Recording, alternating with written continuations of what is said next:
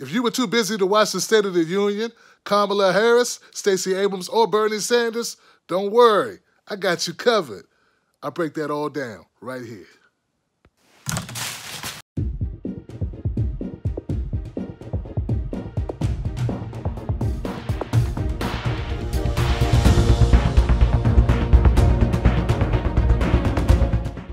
All right, so I know what you're thinking. What's the State of the Union and why do we have to have one? Well, simple. It's in our Constitution that annually the president would sit down and go over the state of the republic. Then it was called the annual message. It began in 1790 and continued all the way up to 1946. In 1947, it got a name change, hence the State of the Union. The first televised State of the Union was done by Lyndon B. Johnson back in 1965.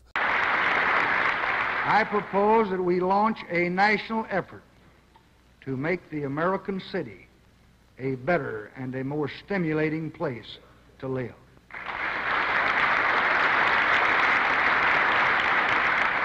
The first webcast was done by George W. Bush back in 2002. As we gather tonight, our nation is at war, our economy is in recession, and the civilized world faces unprecedented dangers. Yet the state of our union has never been stronger. And yes, all State of the Unions are full of shit. The one we're going to cover this year is no exception. But it was also full of drama. So let's start with the drama.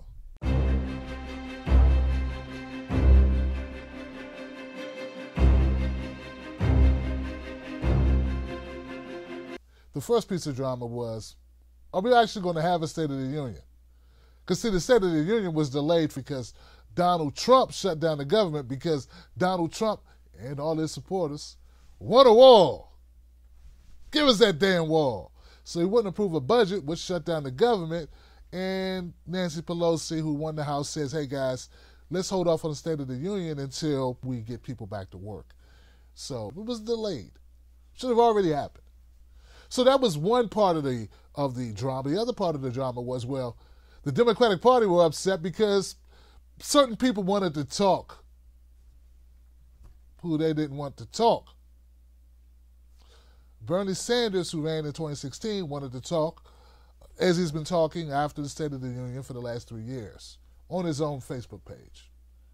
Yeah, not on cable or on the network channel, but on his own Facebook page and his YouTube channel. Let me thank all of you for joining me tonight. Historically, the out-of-power party gives a rebuttal. This year's rebuttal was done by Stacey Abrams, the gubernatorial candidate from Georgia. They didn't want him to do it because they said, well, it would be stealing shine from Stacey Abrams. To me, that doesn't make sense. Wouldn't it be Kamala Harris is stealing the shine? Technically, if you go before someone, that's when you still shine. And Kamala's going before Stacey Abrams. So basically what we have is America's top cop is a robber. Yeah, Jackson, let's put out an APB on one Kamala Harris. She'll be found running down 1600 Pennsylvania Avenue carrying a spotlight. Apparently it belongs to a Stacey Abrams. It kind of makes sense if you think about it. Steve Mnuchin stole homes. Kamala Harris steals spotlights. Oh, and Stacey Abrams just said she will not prosecute. If you ask me, this whole thing's ridiculous. Progressives are expecting too much of Kamala Harris. They're expecting her to be a prosecutor but not lock up black people. That's like being a Walmart greeter and not being annoying. It's kind of like your job. Welcome to Jail Mart. Welcome to Jail Mart. Welcome to Jail Mart. That's what prosecutors do. They lock up black people. You know? I mean, no, I'm not saying I like it. But she was just doing her job. Like Steven from Django.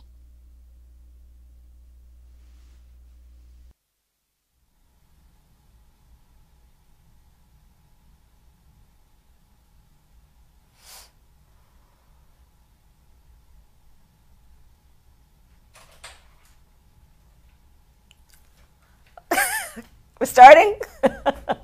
There's really not much about Kamala's speech that I want to talk about. I mean, come on, guys. It wasn't a great speech. How could it be a good speech? She was out there to talk about Trump's speech before he even gave it. I mean, that's like eating an orange before peeling it. You could probably do it, but it's not going to go down too well. I don't even know why you did it. You know, unless you can convince your audience that you can see into the future. When you hear claims that our problems would all be solved if we just built a wall on our southern border, don't forget the babies ripped from their parents' arms and the refugees fleeing violence and abuse who are being turned away. But no matter what we hear tonight, I want everyone to remember this. The strength of our union has never been found in the walls we build. It's in our diversity and our unity, and that is our power. Then we got to the main event, Donald Trump.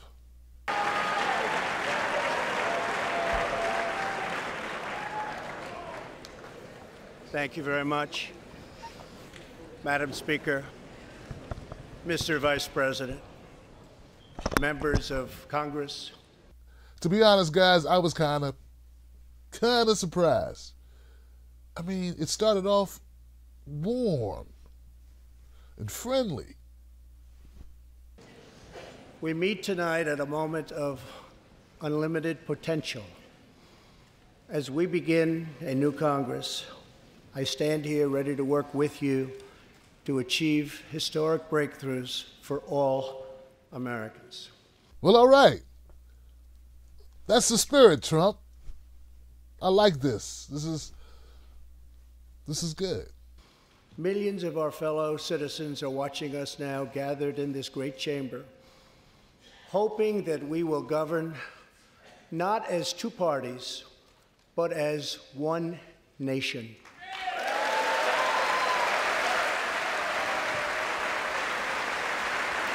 Oh, that's promising.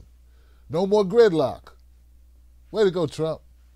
The agenda I will lay out this evening is not a Republican agenda or a Democrat agenda. It's the agenda of the American people. Victory is not winning for our party.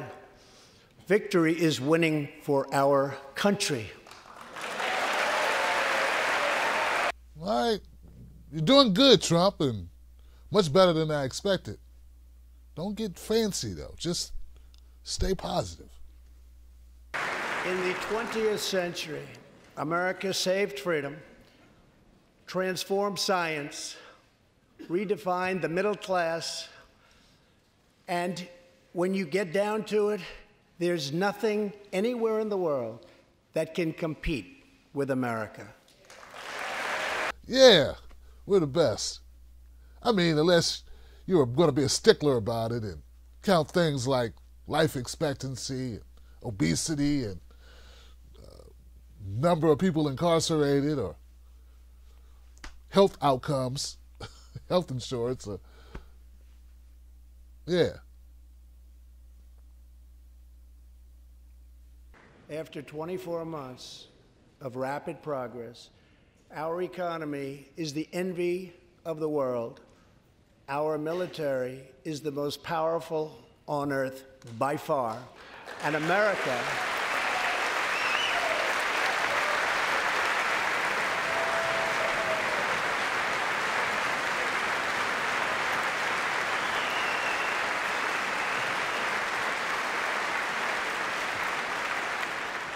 America is again winning each and every day.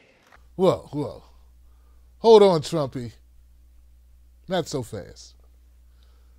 We just had a government shutdown that lasted 35 days, and people's bank accounts are so low that they had to go to food banks in order to eat.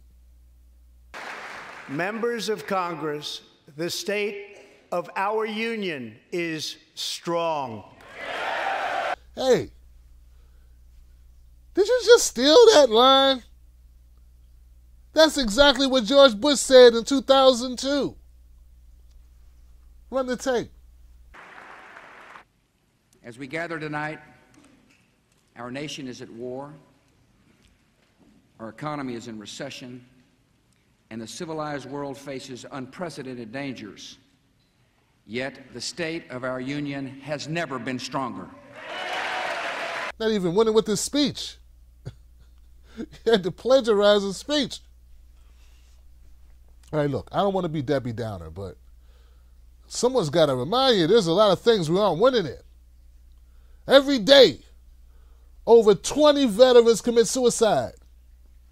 Every day, over 100 Americans OD from opiates. And every day, Logan Paul makes a new video. Every day, Tommy Lauren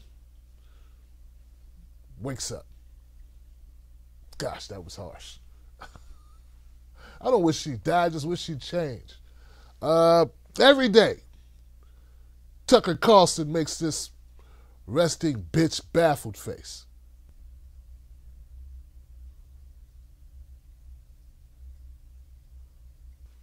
Hey, look, I don't want to bore the hell out of you guys, but, I mean, the speech continues this way for at least the next 10, 20, 185 minutes. What I'll do is I'll just go to the parts that really stuck out. Should have done that in the beginning, right?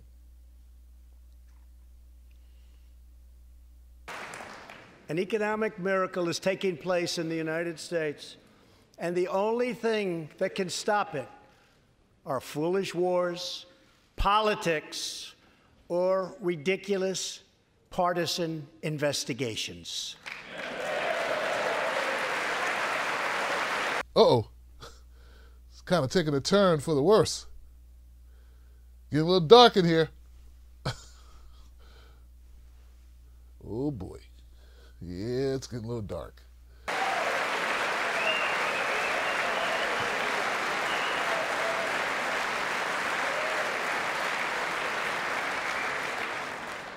If there is going to be peace and legislation, there cannot be war and investigation. It's getting a little cold and dark. Just weeks ago, both parties united for groundbreaking criminal justice reform. They said it couldn't be done.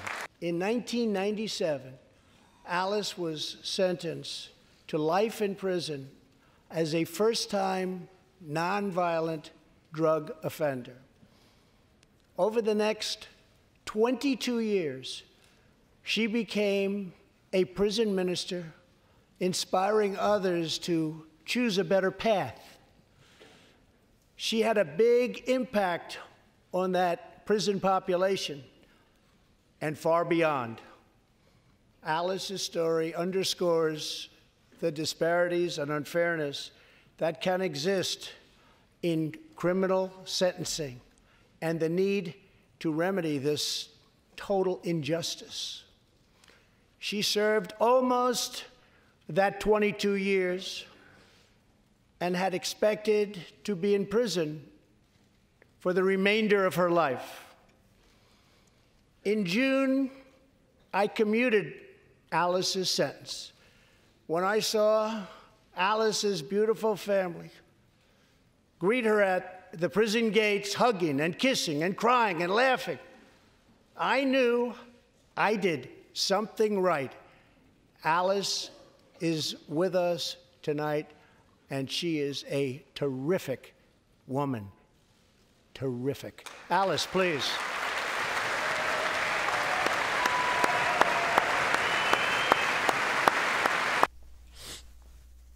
Hold on, man. That's going to work on a lot of black folks. Y'all Democrats in trouble. Run the tape. Just run the tape. Inspired by stories like Alice's, my administration worked closely with members of both parties to sign the First Step Act into law. In 1996, at the age of 30, Matthew was sentenced to 35 years for selling drugs and related offenses. Over the next 2 decades, he completed more than 30 Bible studies, became a law clerk, and mentored many of his fellow inmates. Now Matthew is the very first person to be released from prison under the First Step Act.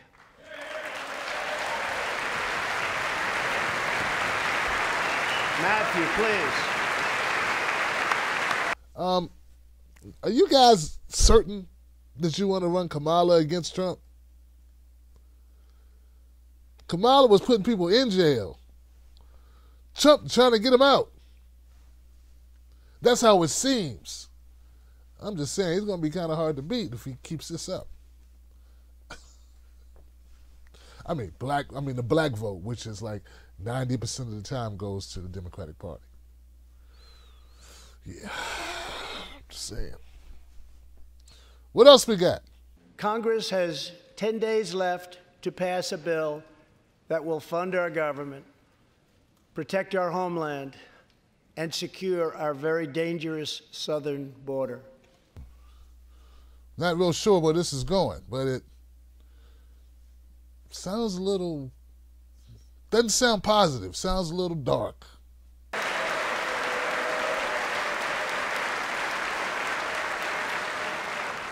As we speak, large, organized caravans are on the march to the United States. We have just heard that Mexican cities, in order to remove the illegal immigrants from their communities, are getting trucks and buses to bring them up to our country in areas where there is little border protection. I have ordered another 3,750 troops to our southern border to prepare for this tremendous onslaught. Onslaught? What onslaught? Look, I don't know if Trump's right about the numbers of people that are coming to the border. I don't know about that. But he's making it sound like they're armed and dangerous. What are they armed with? Tortillas and a stick with a bag on it? Some rags on it? Tonight I am asking you to defend our very dangerous southern border out of love and devotion to our fellow citizens and to our country. No issue better illustrates the divide between America's working class and America's political class than illegal immigration. Wealthy politicians and donors push for open borders while living their lives behind walls and gates and guards.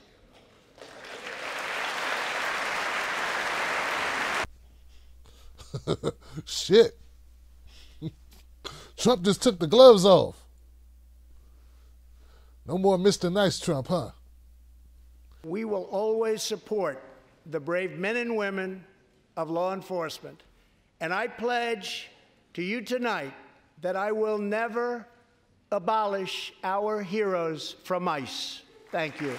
No one has benefited more from our thriving economy than women who have filled 58% of the newly created jobs last year.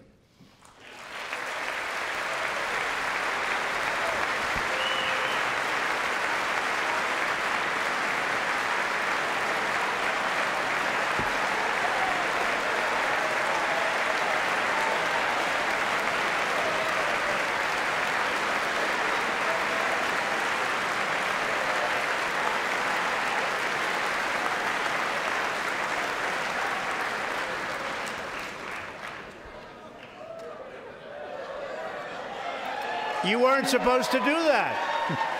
Thank you very much. Thank you very much. This is the part where Trump realizes that a lot of the clapping was at his expense. They were clapping because, well, a lot of women did get jobs. Democratic women in Congress. A lot of them. Trump doesn't like that part.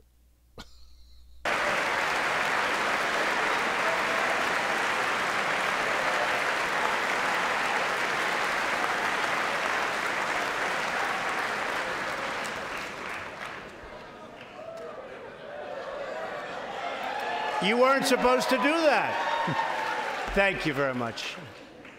Thank you very much. If I had not been elected President of the United States, we would right now, in my opinion, be in a major war with North Korea. Oh, so that's what we're doing. We're just making up shit, huh? In my opinion. You know, okay, well, I'm going to try this with my wife tonight if we don't have sushi, right? Or, I don't know, something I want. What do I want? She doesn't eat sushi. How about sushi? Okay, so if she doesn't buy me sushi tonight, I'm going to look in her eyes, I'm going to say, in my opinion, if I didn't marry you, you would be a cat lady, alone and miserable, dating a woman beater with no job. In my opinion, you know. I don't know if I should do that. She might do something to my sushi. This Trump just makes up stuff. Just makes it up. Just what else is left? Oh, here's a clip of Trump supporting the coup in Venezuela and also sticking it to Bernie Sanders.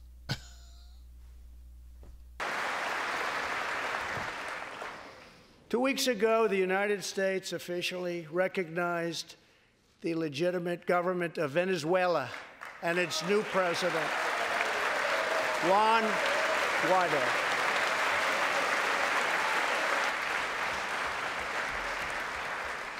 Here in the United States, we are alarmed by the new calls to adopt socialism in our country.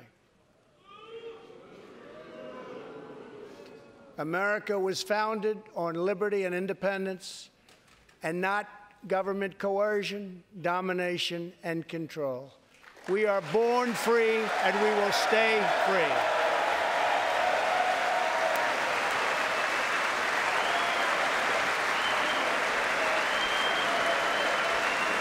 You know, Bernie Sanders is going to speak right after Trump and Stacey Abrams. So, yeah, I wonder if Bernie's going to remember Trump trying to stick it to him. I think he will.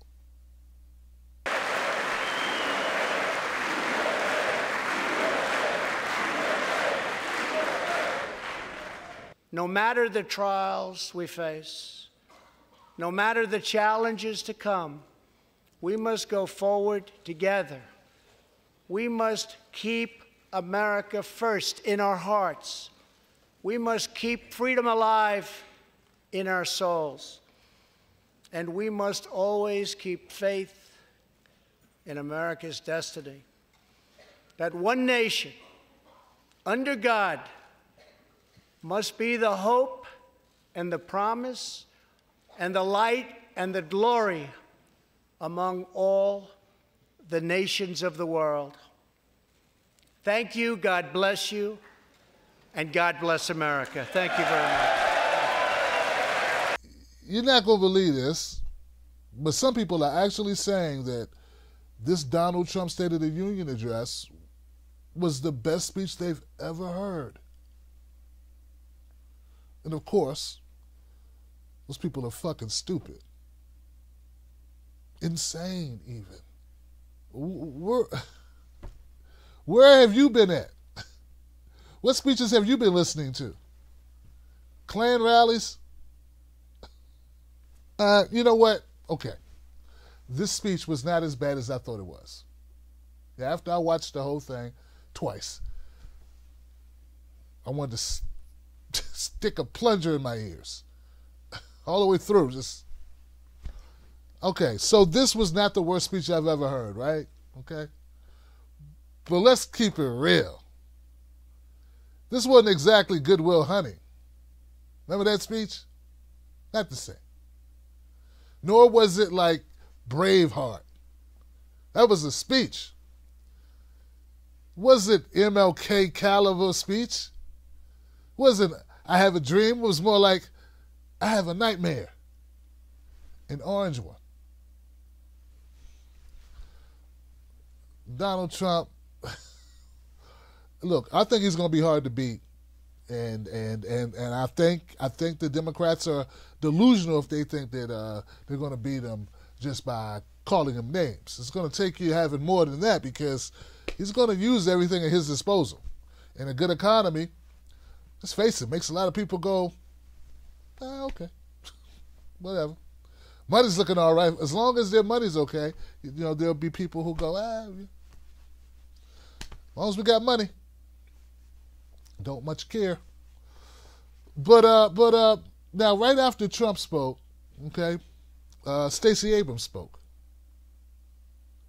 Let's take a look at some of Stacey Abrams' speech. I mean, Stacey, though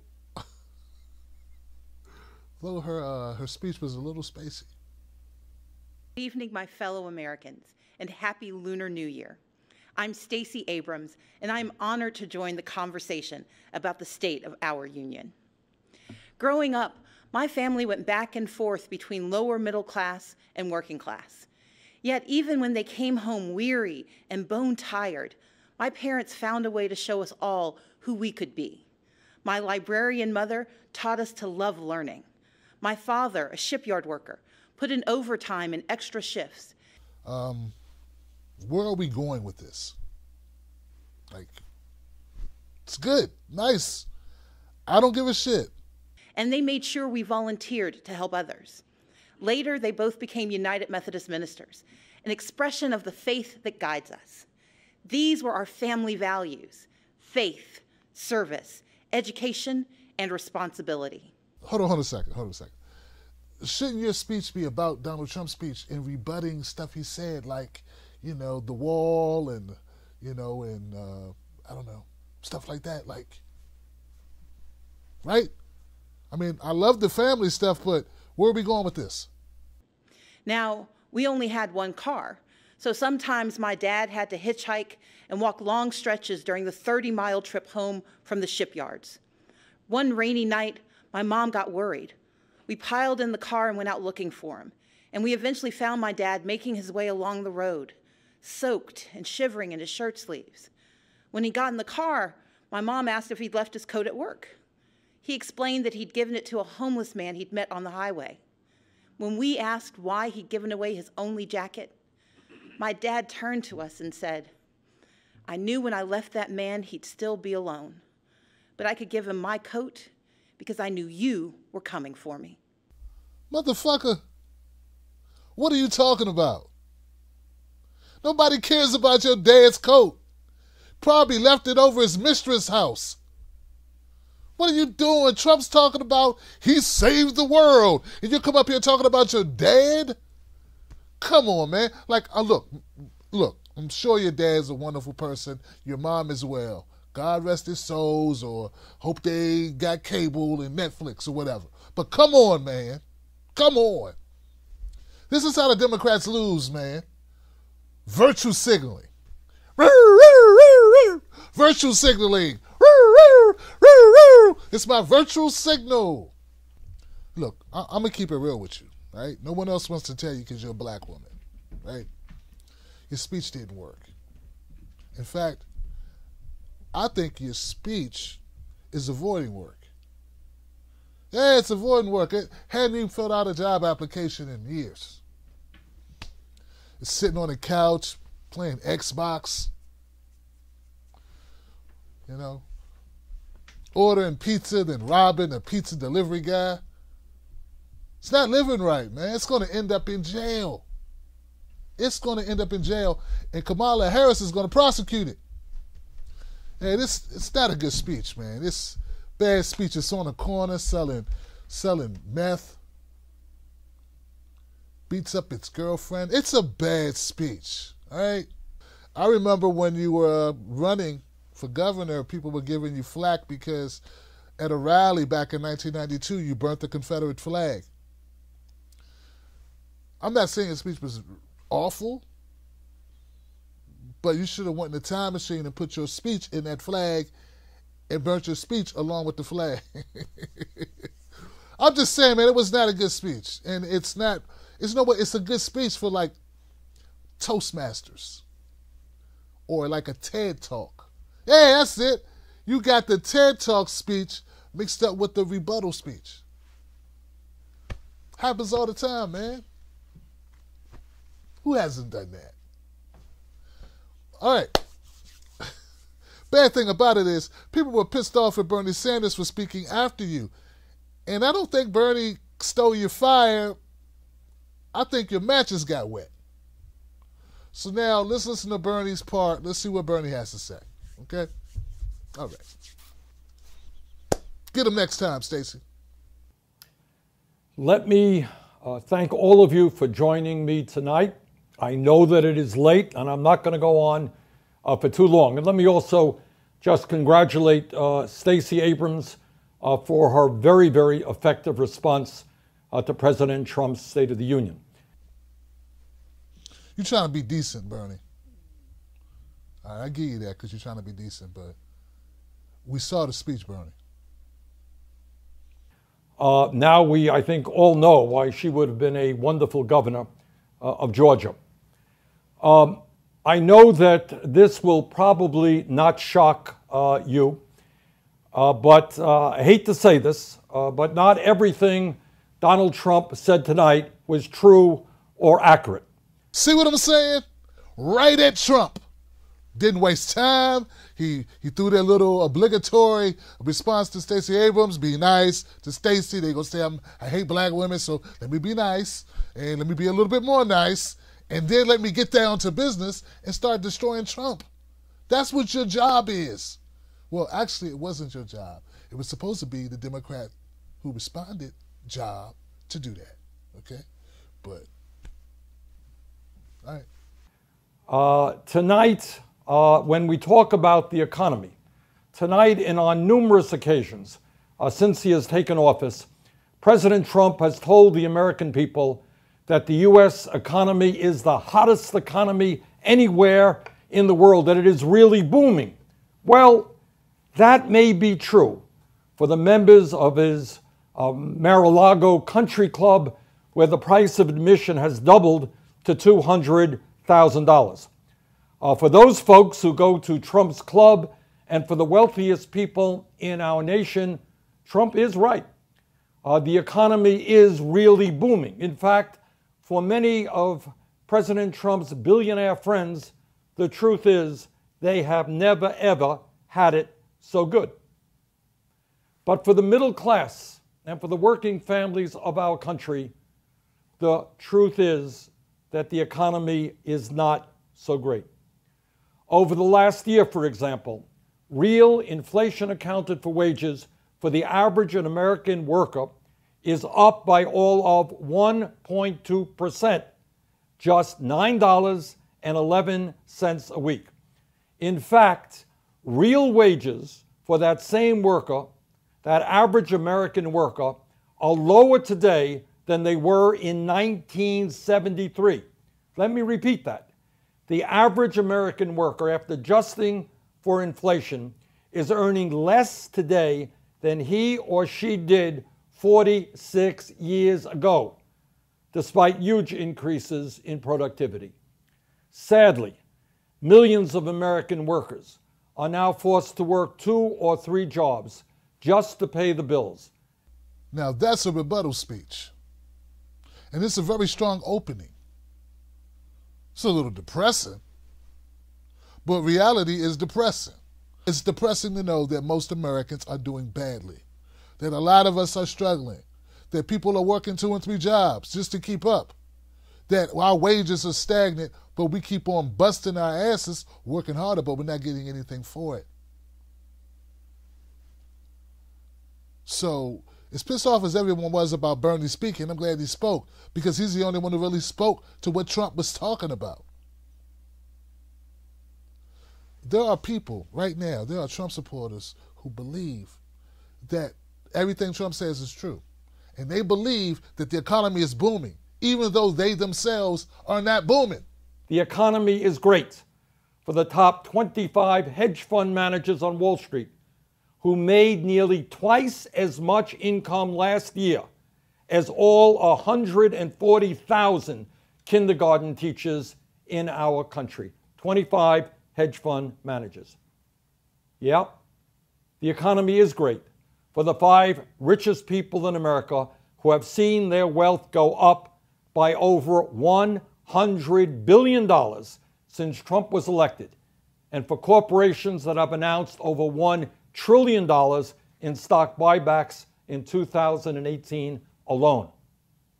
Yes, the economy may be great for those folks, but it is absolutely not booming for the nearly 80% of American workers who live paycheck to paycheck, desperately hoping that their child doesn't get sick, praying that their car doesn't break down, or that they don't lose their job. Despite what President Trump says, this is not a hot economy when 43% of households can't afford to pay for housing, food, childcare, healthcare, transportation, and a cell phone without going into debt. That is not a hot economy for ordinary Americans. The economy is not booming. If Trump can sell the idea that the economy is doing so well, there'll be a lot of people who vote for him, even though they're not doing well, right? So Bernie Sanders or whoever it is, whether it's Tulsi Gabbard, Bernie Sanders, whoever it is, right? It's too early to know who's going to challenge him. But whoever it is must make it known that there are people struggling. A lot of us are struggling in this economy. And it looks good for the corporations. It looks good for the rich. But in the upper middle class, the top 5% up to the top 1%. But for regular working folks, it's not looking so great. What else you got to say, Bernie? Because I know, look, guys, Bernie's speech, I'm sure it's going to be more of this, okay? Because you know this is Bernie's wheelhouse. And it just so happens, money is what people really care about. They care about, you know, mass incarceration and wars, but they really care about money. And it's sad, but it's the truth. What else you got, Bernie? What about health care? I know this is a radical idea, but I say to the President of the United States, why don't you do what the American people want you to do rather than what wealthy campaign contributors want? Let me give you some examples. A Fox News poll conducted last month shows that 70% of Americans support a tax increase on families making over $10 million. According to Reuters, 70% of the American people, including 52% of Republicans, support Medicare for all. They understand that the current health system is not working, and they want to join every other country on earth in making healthcare a right, not a privilege. Another poll found that 72% of the American people, including 51% of Republicans, want to expand Social Security benefits, make sure that our elderly people can retire in dignity, and do that by increasing taxes on millionaires and billionaires. According to Gallup, 76% of the American people, including large majorities of Republicans and Democrats, want us to spend $1 trillion on an infrastructure plan to create up to 15 million good-paying jobs. The Kaiser Family Foundation has found that 92% of Americans want Medicare to negotiate with pharmaceutical companies to lower prescription drug prices. 92%. That same poll also found that 72% of Americans, including 3/4 of Republicans, want the freedom to buy low-cost prescription drugs from Canada. Okay, so that's the State of the Union. And what I've given you is a breakdown of the 4 folks who spoke. And look, let's keep it real. Look, it's not about what Trump says the State of the Union is, or even what Bernie says, or Kamala, or Stacey Abrams. It's about what you say. It's about your state, your mind state, your health state, your family state, your bank account state, the state of your life in general. State of the Union consists of a lot of rah-rah talk. Go team, go. You know, some promising. Hey, we're going to make money. Very little specifics, right?